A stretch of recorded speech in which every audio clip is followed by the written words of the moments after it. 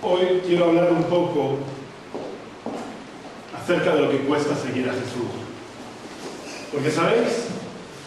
Hace ya bastantes años que me convertí y desgraciadamente conforme van pasando los años veo que hay menos personas que de verdad quieren vivir la vida cristiana. Parece una paradoja, pero conforme pasa el tiempo veo que las iglesias, algunas iglesias en las ciudades podemos encontrar iglesias cada vez con más gente. Y cuando yo era joven, por ejemplo, era muy raro encontrar iglesias de 300 miembros. Sin embargo, hoy en día, en Madrid, por ejemplo, hay varias iglesias que superan los 1000 miembros. Conforme pasan los años, podemos encontrar iglesias más numerosas, podemos encontrar las iglesias más llenas, pero paradójicamente cada vez hay menos personas que quieren de verdad vivir la vida cristiana. Las iglesias se llenan de personas que simplemente han cambiado de religión, pero que de verdad no le han entregado su vida a Jesús. De verdad no le han entregado su corazón a Jesús. Porque no hay cambios en sus vidas. No hay transformaciones en sus vidas. Los años van pasando y seguimos estando en el mismo estado espiritual o peor. Yo diría más bien que peor, porque el cristiano no se puede estancar. El cristiano o está permanentemente creciendo o está decreciendo. No hay término medio. No se puede, en nuestra vida cristiana no podemos nadar y guardar la ropa. O nos entregamos de verdad a Jesús o no somos cristianos. Somos practicantes de una religión. Y os voy a decir un secreto. Jesús no vino a fundar ninguna religión.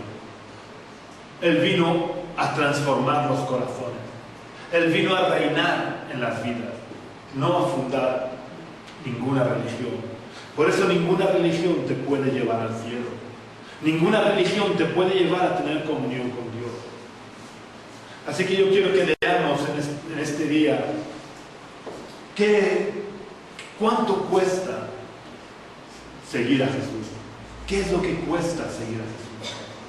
Porque con eso de que somos los santos evangélicos y que la salvación la obtenemos por pura gracia, por pura misericordia, pensamos que el Señor lo hizo todo. Y sí, es verdad, el Señor lo hizo todo. Pero el vivir la vida cristiana cuesta un precio que debemos de pagar. Y el Señor Jesús mismo lo dijo. Vamos a leer en el Evangelio de Lucas, capítulo 14, versículos 25 al 33.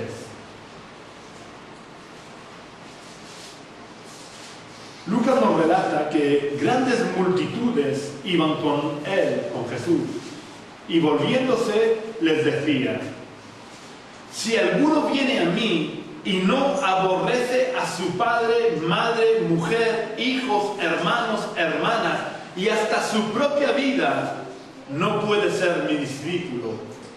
El que no lleva su cruz y viene en pos de mí, no puede ser mi discípulo. ¿Quién de vosotros, queriendo edificar una torre, no se sienta primero y calcula los gastos a ver si tiene lo que necesita para acabarla?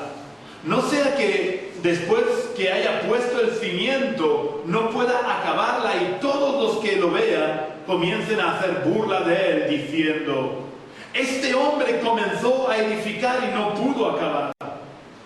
¿O qué rey, al marchar a la guerra contra otro rey, no se sienta primero y considera si puede hacer frente con 10.000 al que viene contra él con 20.000?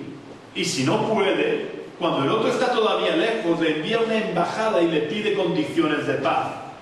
Así pues, cualquiera de vosotros que no renuncie a todo lo que posee, no puede ser mi discípulo. Vamos a orar al Señor. Oh Dios, queremos darte las gracias porque tú no nos engañaste, Señor.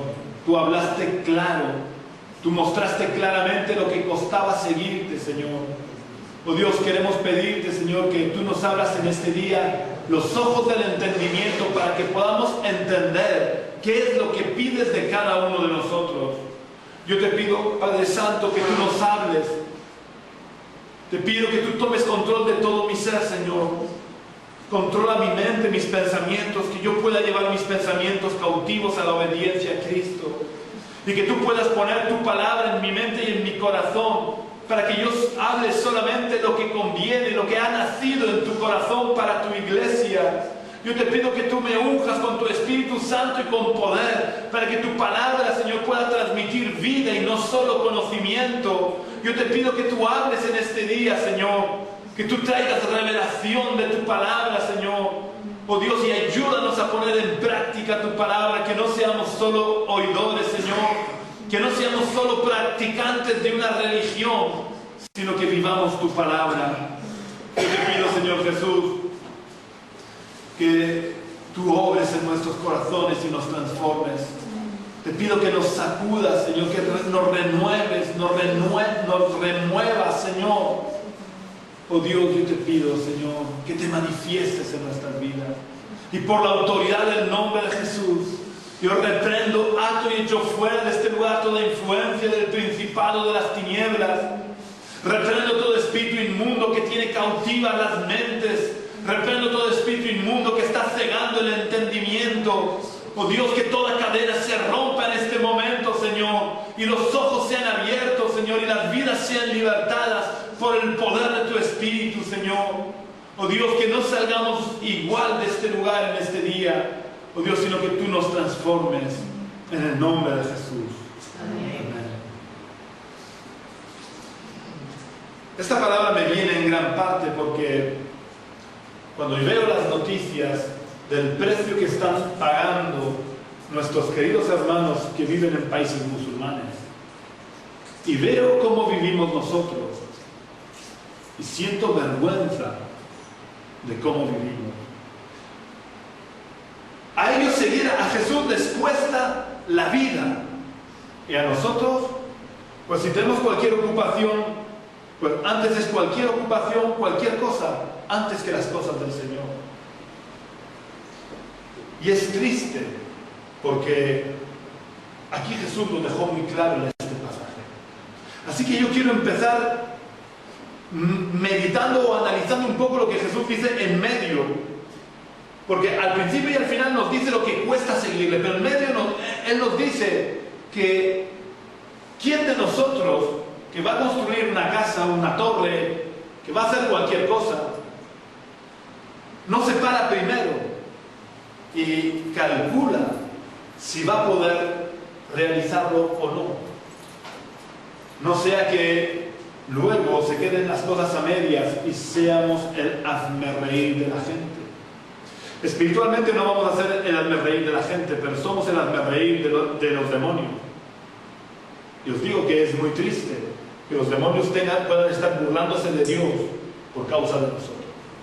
Y que los demonios o Satanás, cuando se presenta delante de Dios, Dios no le pueda decir como dijo de Job: ¿has visto, Satanás, a mi siervo Job, que no hay otro como él en toda la tierra? Sino que en vez de eso, los demonios le pueden decir a Dios: ¿has visto a ese que tú dices que es tu hijo? O ese que dice ser tu hijo, cómo vive. ¿Has visto a ese que dice ser tu hijo, como antes es cualquier cosa antes que tú? Me parece que es triste, de verdad. Yo que soy muy imaginativo, me imagino las escenas, tanto de la palabra de Dios, como situaciones como esta al ver nuestras vidas. Creo que es tiempo de que hagamos un alto en el camino y nos paremos a meditar si vale la pena. Si vale la pena pagar el precio y ser un discípulo de Jesús, o si no vamos a estar dispuestos, porque aquí no se trata de que seamos capaces o no. Todos somos capaces de seguir a Jesús, porque cuando de verdad le entregamos el corazón a Jesús, Jesús se encarga de transformarnos, se encarga de fortalecernos, se encarga de ayudarnos, se encarga de pelear por nosotros nuestras batallas. Pero Jesús lo hace cuando nosotros nos hemos rendido de verdad a Jesús, no cuando hemos hecho una oración: Señor, te recibo en mi corazón y ya está. No. Cuando de verdad en nuestra vida estamos rindiendo nuestro corazón cada día a Jesús y le estamos entregando de verdad el control de nuestra vida a Jesús, Jesús se encarga de capacitarnos para ser su discípulo. Así que lo que se trata no es ver, no es calcular si somos capaces de ser discípulos de Jesús, sino que lo que hay que ver es si estamos dispuestos a pagar el precio, que es muy diferente. Y os digo la verdad, tú puede quizás sonar un poco fuerte, pero si no estamos dispuestos a pagar el precio, ¿qué estamos haciendo aquí? ¿Es que crees que te va a dar un pasaporte de asistencia a las reuniones? Quiero que te lo estoy diciendo con el corazón en la mano. Quiero que medites realmente en tu vida y pienses, si no vas a estar dispuesto a pagar el precio, ¿qué haces aquí? ¿O qué haces simulando que oras en tu casa o leyendo la Biblia? En este pasaje que he leído quiero que me digáis, ¿cuántas horas hay que leer la Biblia para ser discípulo de Jesús? Yo no sé si quizás es que no leo bien, pero a mí me parece que las horas que hay que leer la Biblia no las nombra en este pasaje. Jesús basa el ser su discípulo en otras cosas. ¿Cuánto tiempo hay que dedicar a la oración para ser discípulo de Jesús? Según este pasaje, Jesús nos dice que haya que orar para ser su discípulo. ¿A cuántas reuniones dice Jesús que debemos de asistir para ser sus discípulos? En los versículos que hemos leído, Jesús nos dice que haya que asistir a las reuniones. ¿Quiere decir que el orar, leer la Biblia, asistir a las reuniones es malo? No, sino que no es un requisito para ser su discípulo.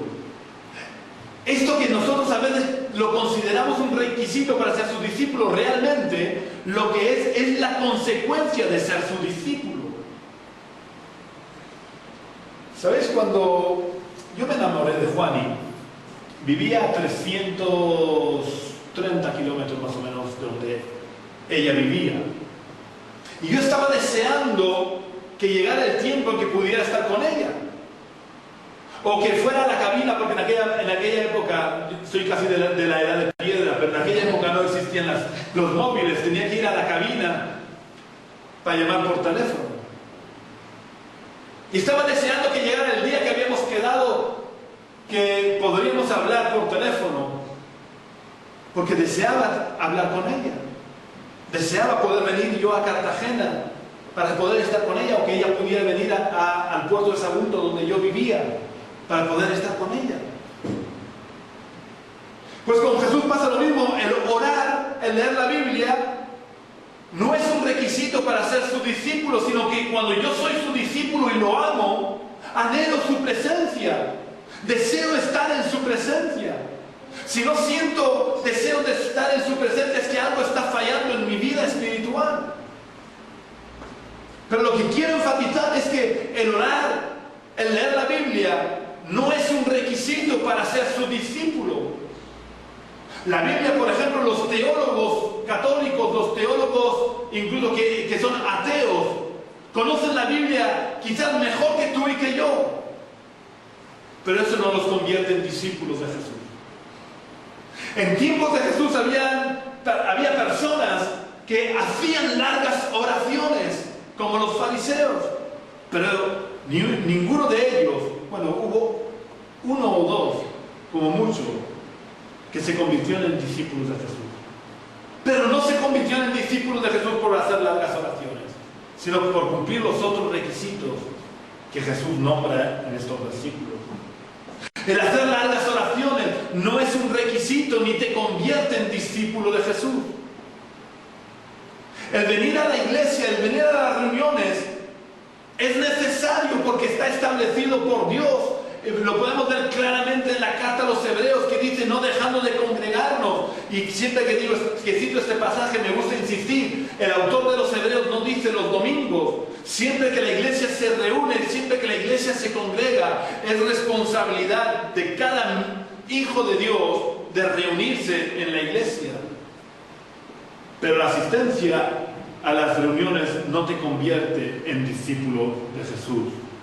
La asistencia es fundamental y deseada por los que ya son discípulos de Jesús. Pero la asistencia no te convierte en discípulo de Jesús. Para ser discípulo de Jesús hay que haberle entregado el corazón a Jesús. Y entregar el corazón a Jesús, insisto, no es hacer una oración, Señor, te entrego mi corazón. Eso quizás podría ser la puerta, digamos, podríamos llamarlo la puerta, pero no es eso. El entregarle el corazón a Jesús implica una rendición a Jesús, una rendición sin condiciones. Tú no puedes ponerle a Dios las condiciones y decir, mira, yo voy a ser tu discípulo, pero voy a hacer esto, esto y esto porque me gusta hacerlo. O cumples los requisitos establecidos por Dios, o no eres su discípulo, aunque te llames cristiano, aunque te llames miembro de la iglesia, aunque te llames como quieras llamarte. Hay enviados de Satanás que se llaman cristianos también. Y eso no los convierte en cristianos. Y estoy yéndome al extremo, pero para que nos demos cuenta, para que podamos valorar, quiero que en este día que de verdad nos sentemos y podamos pensar, estoy dispuesto a pagar el precio, así que no voy a vender un evangelio bonito, no voy a vender, porque no me interesa venderos la moto me la quedo yo, pero es importante que sepas lo que cuesta seguir a Jesús y que tomes una decisión en tu vida. Porque yo te digo, te quiero repetir en este día, ¿de qué sirve que estemos viniendo aquí? ¿De qué sirve que, entre comillas, perdamos el tiempo orando o leyendo la Biblia si no estamos dispuestos a pagar el precio? Si no estamos dispuestos a pagar el precio, vamos a acabar en el infierno, aunque hayamos estado yendo a la iglesia. Así que por lo menos vete al mundo y disfruta del mundo y muérete en el mundo. Si de todas maneras tu final va a ser el mismo. Porque para entrar en el reino de los cielos tienes que haber pagado el precio de ser discípulo de Jesús. Por eso en este día es importante que te pares a pensar. ¿Estás dispuesto? Ya digo, no se trata de voy a ser capaz o no voy a ser capaz. Porque la capacitación nos la produce Jesús cuando nosotros estamos dispuestos a pagar el precio. Y tú estás dispuesto a rendir tu corazón a Jesús. Jesús te capacitará para vivir la vida cristiana. El problema está si no estás dispuesto. Y en este pasaje que hemos leído hay 3 requisitos. Hay 3 requisitos. Luego veremos más, pero en este pasaje hay 3 requisitos. El primero es que Dios es antes que la familia. Jesús dijo, si alguno viene a mí y no aborrece a su padre, madre, mujer, hijos, hermanos y hermanas, no puede ser mi discípulo. Muchas veces os he explicado y lo voy a repetir, que aborrecer a su hermano no quiere decir que aborrezcas realmente a tu hermano o a tu padre, porque Dios dice, honra a tu padre y a tu madre, que es el primer mandamiento con promesa. Aquí se trata de comparación, y para que lo entendamos voy a poner el ejemplo que siempre uso. Si yo apenas tengo dinero para comer, me encuentro, y os lo voy a poner lo más crudo posible. Yo voy por la calle y no tengo apenas para comer y me encuentro una moneda de 2 euros metida en un excremento de perro. Como no tengo para comer, pues yo os digo la verdad, si yo estoy en la situación que realmente no tengo para comer, lo cojo como puedo y luego lo limpio y me limpio las manos. Ahora, yo soy un hombre multimillonario, pongo un solo 1.000.000 de euros en el banco. Lo digo porque para los que vivimos aquí en España desde la antigüedad, 1.000.000 de euros son 166 millones de pesetas. Si yo tengo 1.000.000 de euros, veo los 2 euros en el excremento de perro y paso de los 2 euros, no me acacho a cogerlo. Pues con el amor pasa lo mismo. Si yo amo a Dios con todo mi corazón, con todas mis fuerzas, con toda mi alma, con toda mi mente, el amor que yo pueda sentir por mi familia en comparación es como si lo aborreciera. Pero es más, es que Dios tiene que ser antes que nuestra familia, porque hay situaciones en la vida en las que quizás tengas que escoger entre Dios y tu familia.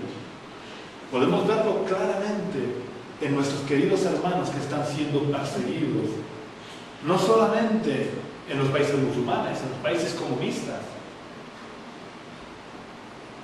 Y os recuerdo cómo se compusieron las primeras estrofas de la canción, una canción muy bonita y antigua que dice: he decidido seguir a Cristo, no vuelvo atrás, no vuelvo atrás. Lo voy a recordar, abreviado solamente en la escena más dramática. Resulta que en una tribu de la India había una familia que se había convertido al Señor después de muchos años de trabajo misionero. Una sola familia se había convertido y la familia estaba compuesta por el padre, la madre, una hija y un hijo. Y los puso el rey o el que mandaba en la tribu, los puso delante de todos. Hizo construir una cruz detrás. Puso a sus arqueros enfrente y le dijo al padre de familia: vuélvete a la cruz y maldice a tu Dios, o voy a matar a tu hijo. Y este hombre no dijo palabras, se mantuvo mudo y no hizo ningún gesto. El rey dio la orden a los arqueros, apuntaron al niño y le volvió a decir: o te giras hacia la cruz y maldices a tu Dios, o voy a dar la orden de que dispare. El hombre se mantuvo mudo y el rey dio la orden y le dispararon a su hijo, y su hijo cayó muerto. Después el rey dio la orden de que apuntaran a su hija y volvió a repetirse la misma escena. Mataron a la hija. Después el rey dio la orden de que mataran a su esposa, de que apuntaran a su esposa, y se repitió la misma historia y mataron a la esposa. Y cuando solo quedaba este hombre, el rey dio la orden de que lo apuntaran a él. Y él, cuando lo estaban apuntando, se puso de rodillas y comenzó a decir: he decidido seguir a Cristo, no vuelvo atrás, no vuelvo atrás. Y entonces el rey dio la orden y lo mataron. Y en cuanto cayó muerto este hombre, el rey a gritos se puso a decir: por favor, traedme a alguien que pueda hablarme del Dios de este hombre, porque verdaderamente ese Dios tenía que ser real, porque si no es imposible que él haya podido ver cómo yo mataba a sus hijos sin decir ni una palabra. Es imposible, si ese Dios no fuera real, sería imposible que él hubiera visto cómo mataban a su esposa, incluso cómo lo mataban a él. Y hoy en día es la única zona de la India que es mayoritariamente cristiana. Pero lo que quiero resaltar es el hecho de: si Dios es antes que la familia, llegado ese momento, seremos capaces de ver cómo matan a nuestros hijos, o no solamente quizás matarlos, sino abusar de ellos, cómo los torturan. Porque muchos de nuestros hermanos en el pasado lo han vivido y en el presente lo están viviendo, y en el futuro seguirán viviéndose esta situación, y cada vez más, porque aunque parezca mentira, jamás han muerto tantos cristianos torturados en ninguna época de la historia como está ocurriendo hoy. Esto tú se lo dices a cualquiera de la sociedad y no se lo cree, porque como todo está muy acallado, Apenas se nombra en los telediarios cuando, por ejemplo, los del ISIS matan a alguien, pero ¿creéis, por ejemplo, que en Arabia Saudí no se ha matado nunca a los cristianos? En Arabia Saudí se ha matado toda la vida a los cristianos, o decapitados, o ahorcados, colgados. ¿Y alguna vez se ha escuchado en los telediarios? No, porque eso no interesa. A Satanás no le interesa que se haga propaganda de estas cosas. Hoy en día es la época de la historia en la que están muriendo más cristianos que en toda la historia. Y esto va a ir aumentando y tenemos que estar preparados. Por eso digo que es fundamental que nos paremos a pensar. ¿Estamos dispuestos a pagar el precio? ¿Saben? Mi hermano, que ha estado aquí en estos días, él es pastor en una iglesia en el puerto de Sagunto, que es una iglesia creciente, llena de jóvenes cristianos. Y nos contaba de la presión en la que los jóvenes en los colegios y en los institutos están siendo sometidos cada vez más. Porque cada vez en más asignaturas se habla contra el cristianismo. Cuando yo era joven y estaba en el instituto, prácticamente las ciencias naturales e historia que se metían conmigo y que Dios me dio la gracia siempre de poder rebatir a los profesores.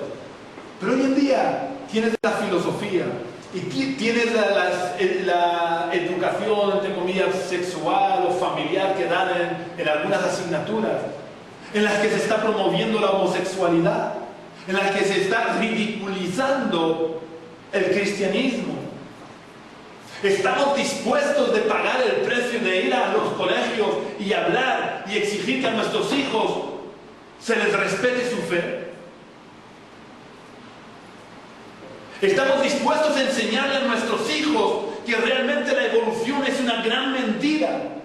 Y no puedes esperarte a que el niño sea licenciado en algo para decirle que la evolución es una gran mentira. Se lo tienes que enseñar desde pequeño para que crezcas sabiendo que aunque eso se lo digan los profesores, es una gran mentira. O que el matrimonio entre homosexuales es algo natural. Es la familia moderna. Tienes que ir inculcándoselo a los niños desde que son bien pequeños.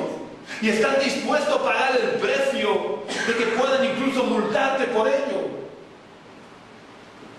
Yo no sé si sabéis, pero la presidenta de la Comunidad de Madrid, supuestamente del Partido Popular, que se supone que moralmente deberían ser algo más parecido a nosotros, pues ella está promoviendo que se apruebe una ley para que el Estado corra con los gastos de la operación de transexualidad en menores.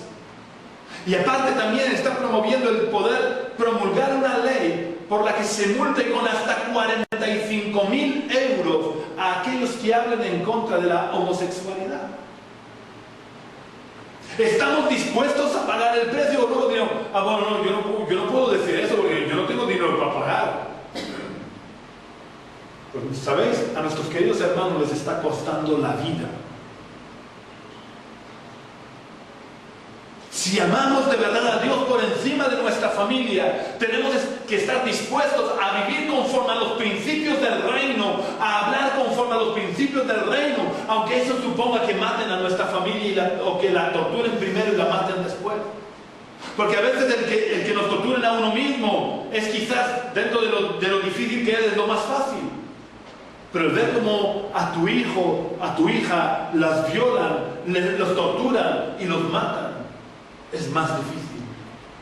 Pero si eres cristiano, tienes que estar dispuesto a pagar el precio. El segundo precio que el Señor dice que hay que pagar es que si alguno viene en mí y no aborrece hasta su propia vida, no puede ser mi discípulo. El que no lleva su cruz y viene en pos de mí, no puede ser mi discípulo.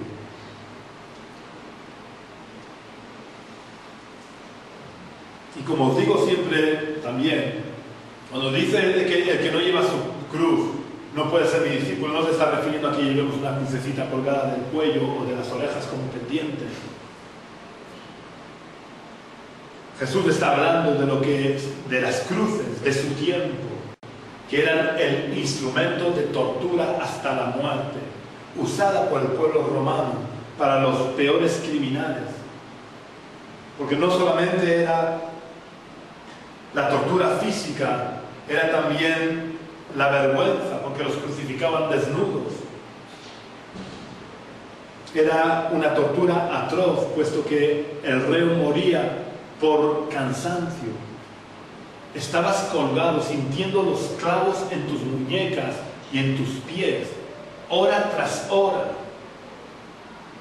originándose infecciones en las heridas, tu cuerpo sintiendo la asfixia de estar colgado.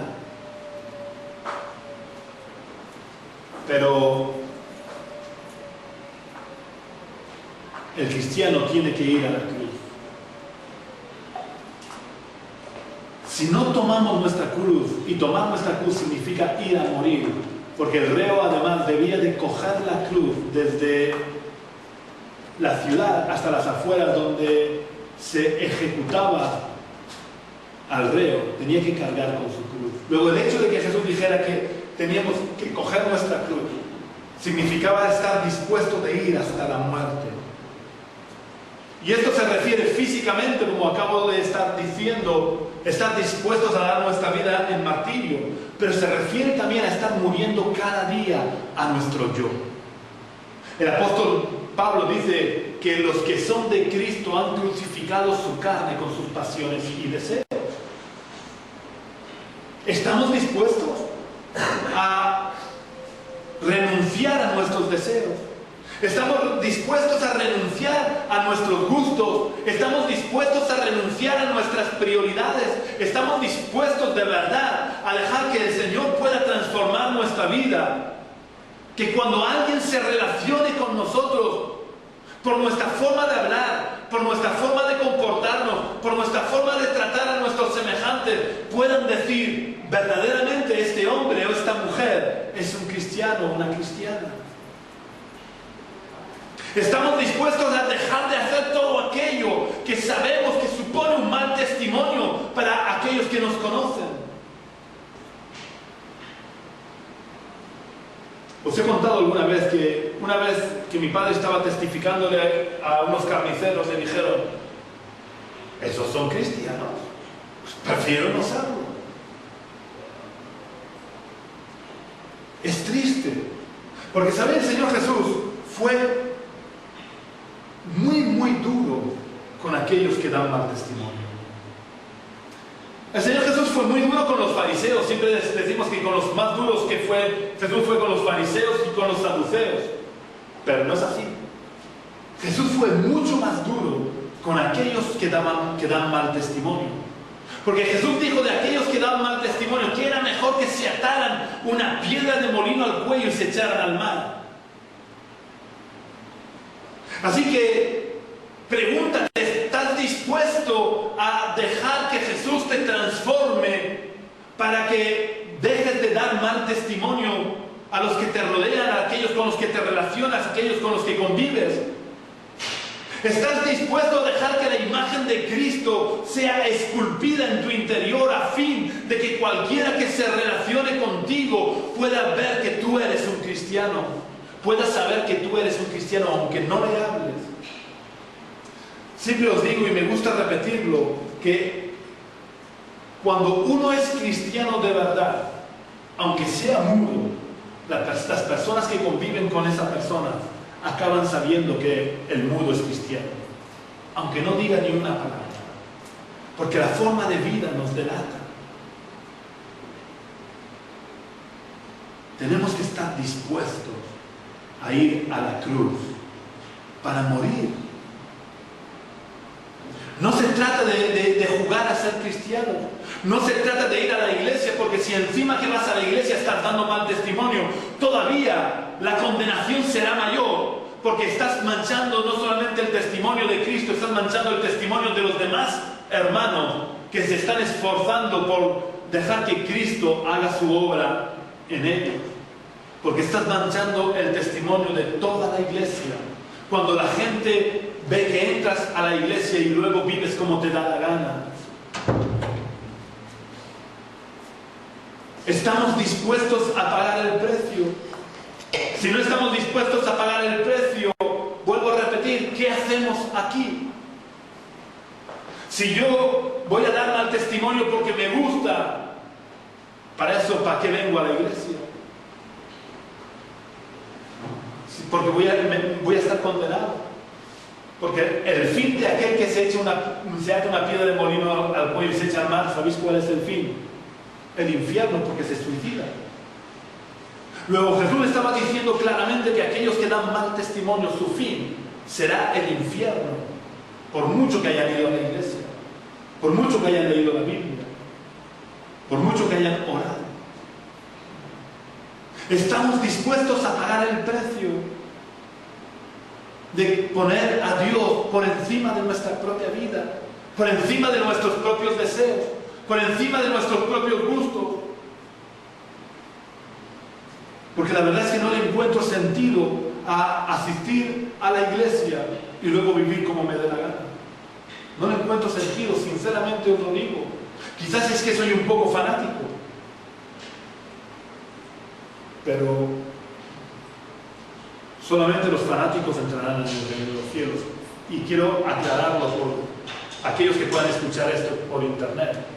Fanático no lo digo en el sentido islámico de la palabra fanático, en el que el fanático islámico es aquel que mata. El sentido real de la palabra fanático es aquel que se deja matar por sus ideas. No aquel que mata, sino el que se deja matar. Luego los islámicos no son fanáticos, son simples asesinos. El fanático es el cristiano que deja que le corten el cuello por ser cristiano, no el verdugo que le está cortando el cuello. El verdugo que le está cortando el cuello solo es un asesino. Y nosotros somos llamados a dar nuestra vida por el Evangelio. Cuando el Señor Jesús dice, y me seréis testigos, esto se lo dice a sus discípulos antes de ascender a los cielos. La palabra griega que emplea es, y me seréis marturios, de la que proviene la palabra mártires.